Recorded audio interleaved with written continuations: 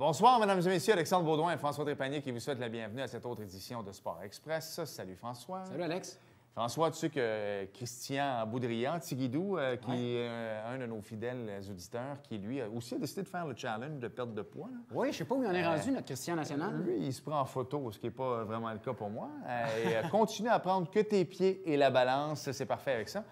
Je suis rendu à 181, François. Wow, bravo. Donc, voilà, il en manque 6. Est-ce que William Julien est dans le concours également? Aucune idée. Sébastien Godette? Aucune idée. Non, moi non plus. Bien, il voulait le faire, mais tu sais, à un moment donné, j'ai d'autres choses à faire que les godettes de ce monde. Je sais que Sébastien Godette adore toujours ton habillement. C'est ça, exactement. Fait que c'est ça. Fait que tu sais, je le laisse aller. Ben non. Ouais.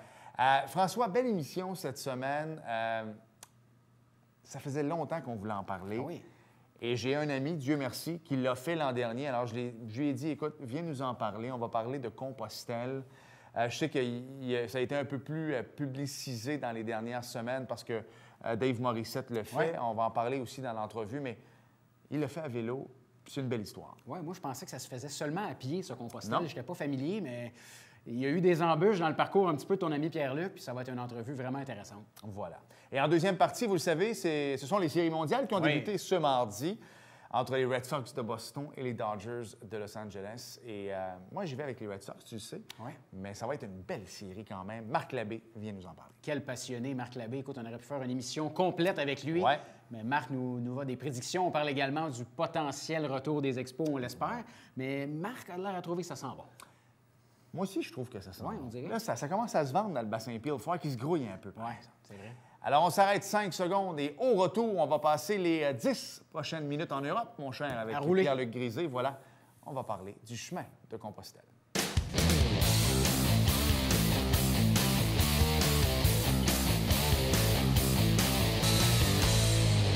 François, en première partie d'émission, on peut dire que c'est un sujet qu'on n'a jamais touché encore. Absolument. Et souvent, on en entend parler, quelqu'un l'a fait, mais on ne s'est jamais vraiment renseigné. On sait c'est quoi en surface, mais on n'a jamais vraiment plongé. Donc, dans j'étais l'histoire. content quand tu m'as dit que tu avais un ami qui avait fait Compostelle. Enfin, on va pouvoir en parler à Sport Express. Exactement. Donc, Pierre-Luc Grisé est avec nous. Salut, Pierre-Luc. Bonjour, Salut. messieurs. Ça va bien? Ben oui, ça va très merci. bien. Merci d'avoir accepté l'invitation, Pierre-Luc. D'abord, on va mettre les gens en perspective. On se connaît depuis toujours. En fait, on a joué au baseball, au hockey ensemble quand on était tout petits, quand on avait quelques livres en moins aussi, il faut le dire. Effectivement. Et Pierre-Luc, c'est un Grisé. Donc, à Saint-Bruno, les Grisés, on va le dire, c'est la famille. Pour te donner Ils sont reconnus. Exactement. Te donner une idée, là, c'est le cousin de Phil Grisé des magasins Empire. Ah, OK, oui. Alors voilà, le fondateur d'Empire. Belle histoire, on va ouvrir quand même. Tu me dis, donc, son père a passé 25 000 pour partir ça. Tu sais, c'est fou quand même. Effectivement. Ben, en fait, c'est l'histoire que son père a racontée, puis que j'ai entendue aussi dans la famille, qui a passé 25 000, puis il a réinvesti, il avait ouvert son premier magasin à Sainte-Julie, puis de fil en aiguille. Je pense que la plus grande qualité de Phil, c'est d'être visionnaire. Mais aussi avoir beaucoup de guts, puis l'esprit d'entrepreneuriat, probablement qu'il a pris ça de son père. Mais effectivement, il a tout réinvesti ses profits, puis de fil en aiguille, c'est devenu ce qu'on connaît C'est un aujourd'hui. exemple de succès. Ah, définitivement. C'est le fun de l'avoir en entrevue, lui Ben aussi. oui, Phil. pourquoi pas. Ouais, écoute, Marie-André peut t'arranger ça. C'est un ami d'enfance. Écoute, Pierre-Luc, on va parler de Compostelle parce que, d'abord, ça m'a surpris. Tu en parlais sur Facebook, à un moment donné, pouf, une photo à l'aéroport, puis je t'avais parlé. Je dis, quand tu reviens, il faut absolument qu'on en parle. Souvent, c'est un cheminement de soi. Ça a commencé, comme je vais dire que c'est une idée de fou parce que c'est pas tout le monde qui peut faire ça. C'est sorti de où, cette idée-là? En fait, pour mettre les choses en perspective, Compostelle, les gens le font pour différentes raisons. Ça peut être soit pour des motifs religieux, spirituels. Il y en a que c'est pour des motifs sportifs. Moi, dans mon cas, je vous dirais, c'était suite au décès de mon père. Ça va faire 2 ans, le 9 novembre. Qui était subi, là, quand même. C'était pas prévu. Mort c'était- subite, un Exact. arrêt cardiaque à la maison, dans le salon. Je m'en allais porter ma fille au hockey, puis ma mère m'appelle d'urgence sur mon cell. Mon père vient de tomber, puis on n'a pas été capable de le réanimer. Donc, suite à ça, on le sait, moi j'ai 3 enfants, on est dans un tourbillon, on court sans cesse. Et j'ai pris 2 semaines d'arrêt au moment du décès de mon père. Mais organiser les funérailles, la paperasse, etc. On est loin d'être en vacances. Hein? Effectivement. Donc, j'ai comme pas eu le temps de penser à moi, puis prendre un step back, puis vraiment me ressourcer, prendre un peu contact avec lui, puis... Vive le deuil aussi. Vive le deuil, effectivement. La plaie était vraiment vive suite au décès, puis comme on dit, le temps arrange les choses, ça ne le fait pas revenir, mais ça l'aide un petit peu à faire moins mal et, pardon, à l'accepter. Donc, en fait, c'est de là que l'idée m'est venue. Et je dois dire un gros merci à ma conjointe et mes 3 enfants qui m'ont énormément supporté dans ça, là, le fait de me donner la permission d'entreprendre ce voyage-là. Peux-tu nous en parler davantage de Compostelle? Qu'est-ce que c'est? Oui, les gens à la maison, on en entend parler, Compostelle, mais c'est quoi au juste? Oui, Compostelle, en fait, c'est un pèlerinage chrétien qui remonte au début de notre ère. Les gens, dans le fond, ce qu'ils faisaient avec Compostelle, c'était partaient d'un peu partout en Europe et du Moyen-Orient pour aller rejoindre, dans le fond, le cercueil de Saint-Jacques le Mineur, qui était un des apôtres de Jésus. Ouais. Et donc, ils partaient de n'importe où en Europe. Puis le but, en fait, le premier pèlerinage qu'il y a eu, c'était de ramener le corps. Là, la ville exacte au Moyen-Orient, je ne sais pas, là, mais c'est de là que ça a parti. Et de fil en aiguille, il y a eu si on veut, des niveaux d'achalandage différents, mais c'est vraiment reparti après le Moyen-Âge. Et en fait, aujourd'hui, il y a plus de 200... les dernières statistiques, en 2013, il y avait 200 000 marcheurs par année, puis il disait qu'il y avait une croissance depuis 2010 d'environ 10 par année. C'est le pèlerinage après probablement la Mecque qui est comme le plus populaire au monde, là. Quand tu arrives là-bas, comment ça fonctionne? Il y a des gens qui viennent, c'est toi qu'il faut qu'ils se rendent là? Et tu es attendu ou est-ce que n'importe qui peut arriver n'importe quand? Comment ça fonctionne? N'importe qui, n'importe quand. Moi, c'est pas un voyage organisé. Je me suis acheté un livre, en fait, parce que ce qui est important de dire, Compostelle, il y a des gens qui le font en vélo, à pied. Normalement, Compostelle, ça se fait à pied. Moi, je l'ai fait en vélo. C'est un de mes amis, il l'avait fait 2 fois à vélo. Il avait fait premièrement la Voie de l'Espagne. Probablement que vous le connaissez bien, Dave Morissette, notre ancien joueur du Canadien. Donc, lui avait fait le chemin, il l'a fait un peu à l'envers, comme on dit. Il a commencé par le chemin espagnol qui se rend à Saint-Jacques-de-Compostelle et l'année d'après, il a fait le chemin français. Il l'a refait cette année avec ses fils et son père. Il a fait le chemin de l'Espagne, mais le chemin le plus populaire au niveau de Compostelle, en fait, il part de Puy-en-Velay en France. Et il se rend jusqu'à Saint-Jacques-de-Compostelle en Espagne. Il y a des gens qui font ça sur 10 ans. À chaque année, ils vont faire une étape pendant leurs 2 semaines de vacances. En Europe, c'est très populaire. Mais il y a des gens de partout dans le monde également qui vont faire ce chemin-là. Donc, il n'y a rien d'organisé. Moi, j'avais réservé mes 2 premières nuits d'hôtel, une journée à Lyon, l'autre journée à Puy-en-Velay, en France. Et mes 2 dernières journées, donc Saint-Jean-Pied-de-Port et Biarritz, à la frontière de l'Espagne, toujours en France. On parle d'un périple de combien de kilomètres? Si j'étais parti depuis Puy-en-Velay puis j'avais terminé à Saint-Jacques-de-Compostelle en Espagne, on parle de 1560 kilomètres.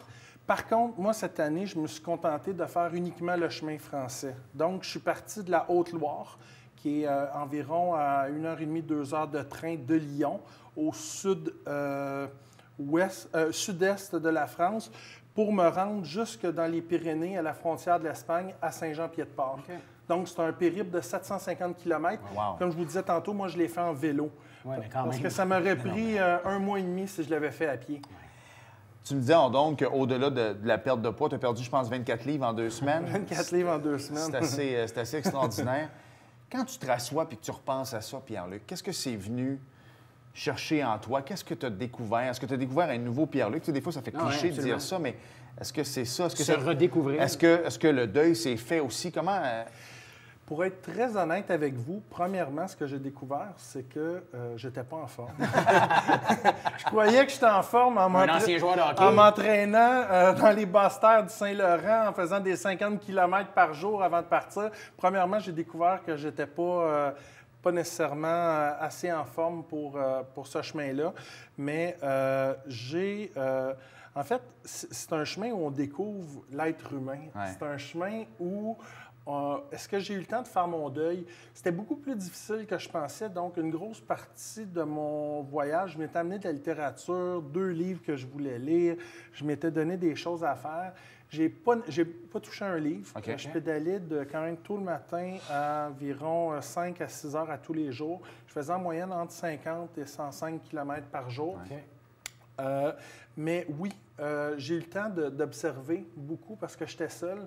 Donc, beaucoup, si on veut, le genre humain. Ouais. Tu vois toutes sortes de choses. Puis ce que tu te rends compte bien souvent, c'est que plus tu es en région urbaine, plus il y a des gens, plus tu es seul. Puis plus tu es en campagne, plus tu es isolé, plus tu as des gens autour de toi. Puis ça, c'est la grande analogie souvent entre nos métropoles d'aujourd'hui où tout le monde vit un sur l'autre puis personne ne se parle versus les campagnes. Donc moi, ce que j'ai vu de la France, c'est pas les grandes métropoles, mais c'est l'arrière-pays. Ce que j'ai vraiment... j'ai eu des belles histoires là, qui me sont arrivées, qui ont fait en sorte que, oui, j'ai cheminé, puis oui, ça m'a fait un bien incroyable par rapport au décès de mon père. Là. Tant mieux. Ouais. Il reste 30 secondes. Est-ce que c'est le genre d'expérience que Pierre-Luc referait ou le suggérerait à quelqu'un qui regarde à la maison? C'est certain. Puis d'ailleurs, je le referais. Peut-être pas de la même façon. J'ai tiré des leçons. Premièrement, j'étais beaucoup trop chargé sur mon vélo. J'avais environ pas loin de 70-80 livres derrière mon vélo. Ouais. Mais je le referais aussi accompagné. J'aimerais ça y retourner. Peut-être ce printemps ou l'année suivante. Là, mais oui, avec mes enfants, mes 3 enfants. Ma conjointe n'y tient pas particulièrement. Elle n'est pas sûre. Probablement qu'elle va venir me rejoindre au 19e trou, là, style en Espagne, pour ça va passer faire un des petit petites peu de temps vacances. après. C'est ça, exact. Avec un petit verre de vin, c'est Mais parfait. mes 3 enfants qui sont âgés de 11, 15 et 18 ans, eux, c'est des aventuriers, des sportifs. Puis c'est quelque chose là, qu'ils ont vraiment un grand désir de faire avec leur père. Ça doit être assez agréable de vivre ça en famille. Là. Oui, effectivement. C'est sûr. Quand tu arrives à la fin, parce que c'est ouais. ça, tu souffres les intempéries, le mauvais temps. C'est ça, c'est sur papier, tu avais dessiné quelque chose, mais finalement, quand tu es arrivé là-bas, ça a été complètement... C'est des imprévus tout le long. C'est ça, exact. La grêle, le froid.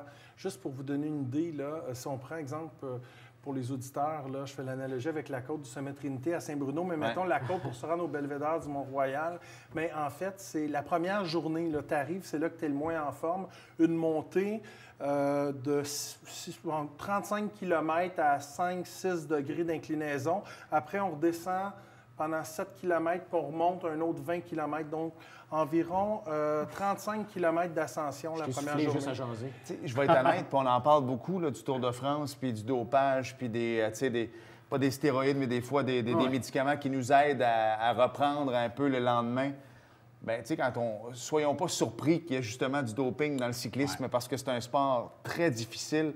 C'est difficile de le faire clean, le Tour de France. Puis, regarde, toi, tu le fais à un niveau beaucoup plus inférieur, mais on a de la misère. Le corps en souffre. J'ai d'ailleurs passé sur les mêmes routes où ils font le Tour de France, plusieurs inscriptions en Haute-Loire, en Auvergne. J'ai également à Espelette, le Tour de France 2018, passait là, dans les Pyrénées. Je peux vous dire que j'ai pas fait le centième de ce qu'ils font, puis je suis allé au-delà de mes limites. Là. Donc, je peux comprendre... les cyclistes, beaucoup mieux comprendre aujourd'hui. Pierre-Luc, merci beaucoup. C'est on moi te qui souhaite vous remercie, de le faire Alex. avec tes enfants. Merci, François. Ça va te faire un beau souvenir, des belles images en plus de ça. Absolument. Puis, merci. Bravo. Merci. Merci.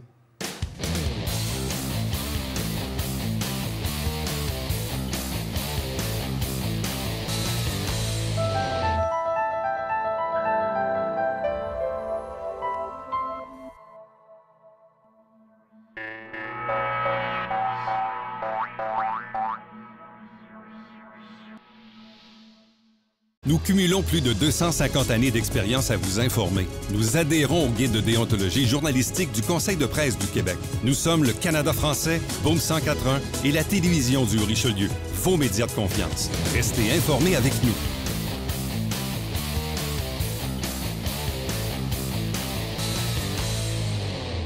François, tu sais qu'hier commençait, mardi, la série mondiale entre les Dodgers de Los Angeles et les Red Sox de Boston.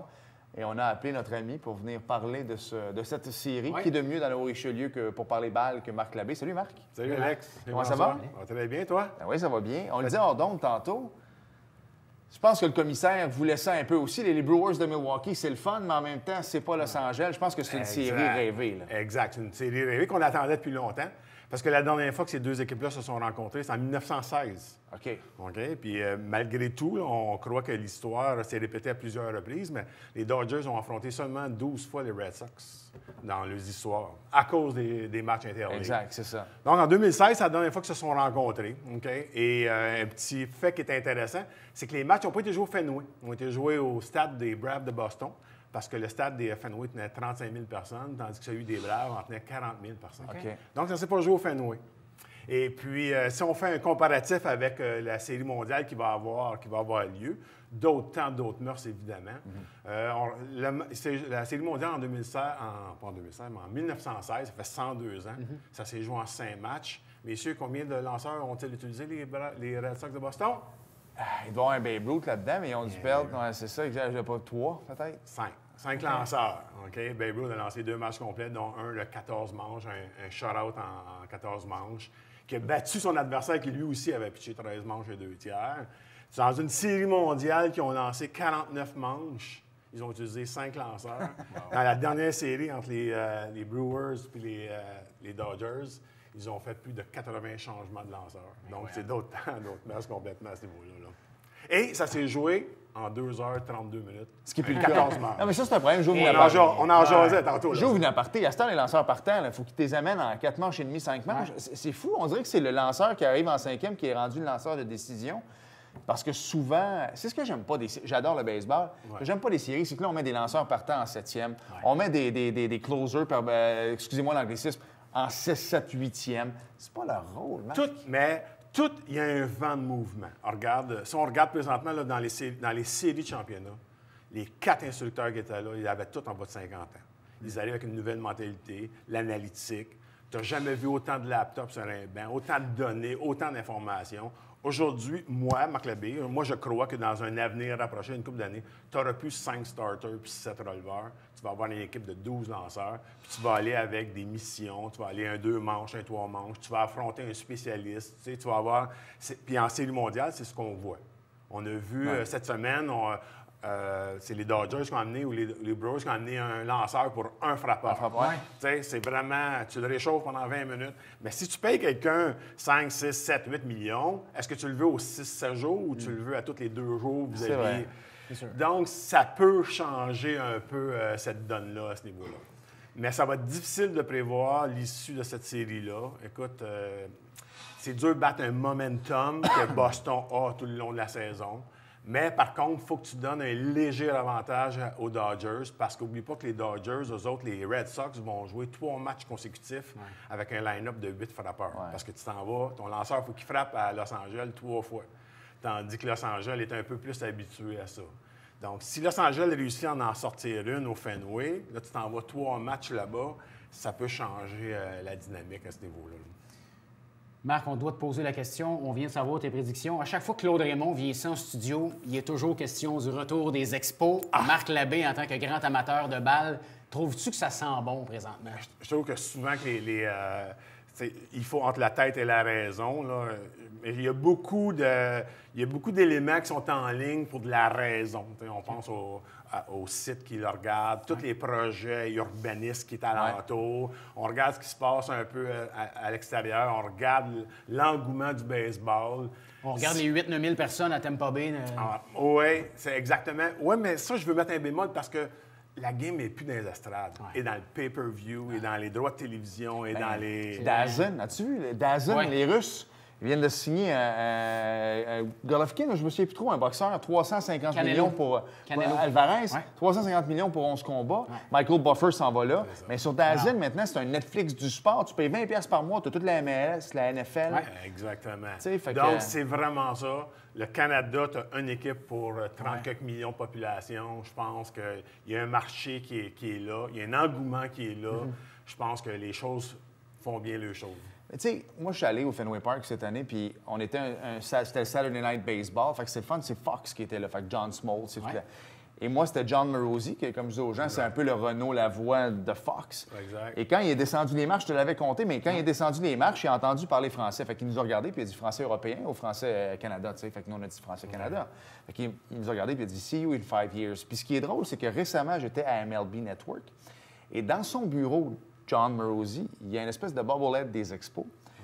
Et la fille, j'oublie son nom, qui est l'animatrice de This Week in Baseball avec Frank Thomas, a fait un show complet avec son T-shirt Avec des le Expos. t-shirt des Expos. Ça, je l'ai vu. Ah oui? Voilà. ouais. Donc ça, tu verrais pas ça à NHL Network avec un chandail des Nordiques. Exact. Donc, si MLB permet à l'animatrice d'avoir son jersey des Expos, tabarouette. Après, tu regardes Coors Light. Coors Light qui sort une série de boissons avec le logo. On sait que les logos appartiennent à MLB. Donc, il faut que le MLB ait dit « Oui, c'est beau, tu peux utiliser le logo, c'est canettes des Expos. » Donc, tu sais, il n'y a rien qui nous laisse que... Tandis que les Nordiques, bien, ils viennent de perdre une franchise à Seattle.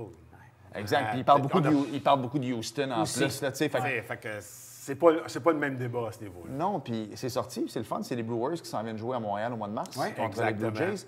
On va parler des Blue Jays, on va terminer là-dessus. Et là, il y a des gens qui disent « Ah, pourquoi pas une game de saison régulière? » Puis c'est le gars du Journal de Montréal, j'oublie son nom, qui disait « Non, je vais vous sortir une quote d'un journaliste du Washington Post à qui on avait posé la question. » Puis il a dit « Ben non, une game de saison régulière, c'est pour les villes qui n'auront pas de baseball. » Fait que là, le gars, il a regardé le journaliste puis il a dit « Tu comprends ce que je veux dire? OK. Ouais, OK. En voulant dire, tu n'auras pas de game de saison régulière, tu vas avoir ton club. Mais il n'y a rien de fermé parce que, regarde, pour une première fois en 2019, la Major League va commencer leur saison à Tokyo. Donc, ils ne sont pas en terrain où il y a des stades. Donc, ils sont en expansion de marché, ça, c'est sûr. Montréal, par contre, on a déjà notre gâteau avec nos matchs pré-saison. Ouais. Ils nous ont mis au test l'an passé, il ne faut pas se le cacher, là, en changeant la cédule, en mettant les matchs lundi, mardi. Ouais, c'est vrai. OK? À cause de la convention collective, tout commence, la saison commence le jeudi. Tu es obligé de donner une journée de congé, donc tu donnes le mercredi. Donc, tu joues lundi, mardi, en plein début de semaine, puis tu es sûr et assuré que tu n'auras pas tes 9 partants. Là. On a quand même vendu le stade, on a quand même vendu ça. Puis c'est pas les Cards de 2012 non plus. Ce que je veux Non, dire, c'était non. les Cards, c'était pas les... C'est une belle formation. Le stade est toujours plein, là, le Busch Stadium, Ouais. mais je veux dire, ils sont moins attirants. Je pense que l'année prochaine, les Brewers, on veut aller les voir. On veut Quelle aller belle les équipe voir. de jeunes. Fait que non. Puis je veux terminer là-dessus, les Blue Jays, parce que, bon, John Gibbons est parti. Je pense que c'était un player's coach. Là, on est dans le processus. Est-ce que tu penses qu'on va aller chercher un laptop guy? Qu'est-ce que tu penses qu'on va amener? Hopkins l'a déjà dit. Ross Hopkins a déjà mis ses couleurs. Le prochain coach, ça va être un gars qui believe in the analytics. Il va croire à l'analytique, ce que Gibbon n'était pas capable de faire. Ce qui aide au niveau du coaching quand tu es un analytic coach, ça change la relation avec le joueur. Je te donne un exemple. Si tu frappes 310 contre des droitiers puis 112 contre des gauchers, puis ce soir, on joue contre un gaucher, j'ai pas besoin de te vendre l'idée, j'ai pas besoin de te vendre de dire tu ne joueras pas ce soir à cause de...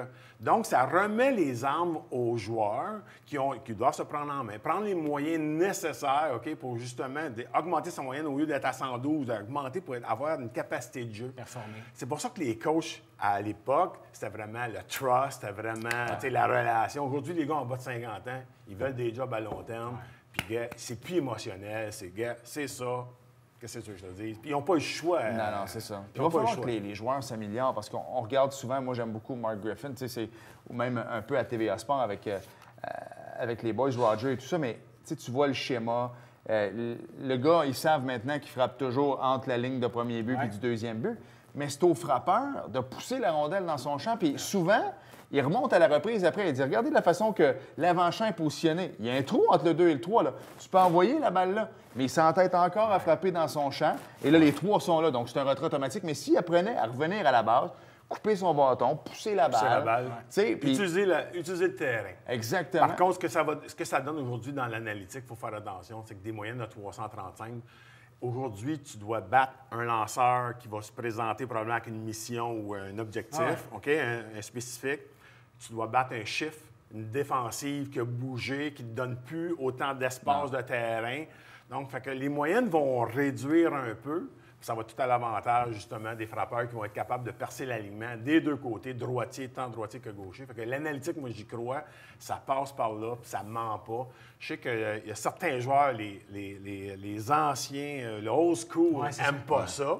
Jason Ward a fait une déclaration en disant que ça va tuer le baseball, mais tu n'as jamais vu autant de jeunes joueurs de baseball performer. Pourquoi? Tu vois des voltigeurs avec des risques de quarterback en disant « voici un tel frappe. » C'est vrai, OK? exactement.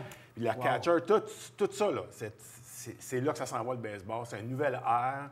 C'est ça qui est fantastique avec le baseball. Il n'y a pas eu aucun match, puis je termine là-dessus, qui s'est soldé par un 28-0 là, dans le baseball majeur, dans les séries. Hein? Mais arrêtez de mettre des matchs à 20h, s'il vous plaît. Ça finit à 1h du matin. Bonne nuit, Alex. Hein? C'est dégueulasse. Moi, je suis un passionné. Me couche à 1h du matin. Pourquoi pas capable de faire ma télé? Pas capable de faire ma télé.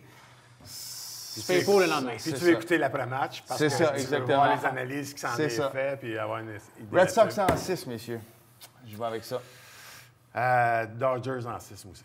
Dodgers Sox en 7. Qui? Sox en 7. Les Sox en 7. Ah, j'aime Côté cœur ou côté... Côté cœur. ça. Merci, Marc. plaisir.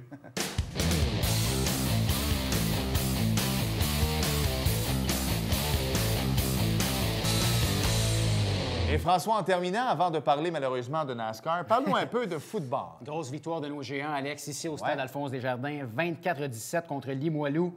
Fiche de 5-3 jusqu'à maintenant pour les géants. Il reste un match samedi 27 octobre, 13h, du côté de Garneau à Québec. Et ça va bien également pour nos Huskies de Saint-Jean-Marc-Rémiard. Fiche de 6 victoires, aucune défaite. Ouais. Match également samedi le 27 octobre à 18h contre les Panthers de Montréal au stade Hébert. Habituellement, quand les Huskies viennent nous voir, ils perdent après. Mais là, c'est Ouais. pas le cas. Fait qu'on ne veut Non, pas ça te a voir, bien été. Marc. On va te voir à la fin Voilà, des avec le trophée. éliminatoires. Exactement. Il y avait du NASCAR. Malheureusement, oui. Donc, c'était présentation dimanche dernier de la 3e et dernière course, malheureusement, de la ronde des 12. Donc, il en reste encore un peu, par exemple. La Chase s'en vient. De la Chase 2018, Ouais, le le final. Hollywood Casino 400 sur l'ovale de Kansas Speedway. Chase Elliott, mon cher, a remporté Ouais, une ouais, deuxième course de cette étape, une troisième cette saison. Il a devancé Kyle Busch et Kyle Larson au fil d'arrivée. Eric Jones et Martin Truex Jr. ont complété le top 5. Joe Logano et Kevin Harvick ont complété les 2 premières étapes. Maintenant, place à la ronde des 8. Donc, les classements des pilotes après les rondes de 8. Vas-y. Busch, Logano, Truex Jr., Elliott, Bowyer, Logano, Busch et Aric Almirola, bien connu dans sa famille. Prochaine course, dimanche le 28 octobre à 14h30. C'est le First Data 500 à Martinsville Speedway, à Ridgeway, Oui, on l'aime bien celui-là. Hein? en Virginie. Merci, François. Merci, Alex. Celui-là, t'es mieux de l'avoir. Merci à vous d'avoir Vas-y, été là. vas-y. Et on se reparle la semaine Oh, prochaine. bravo. Bye bye. Salut.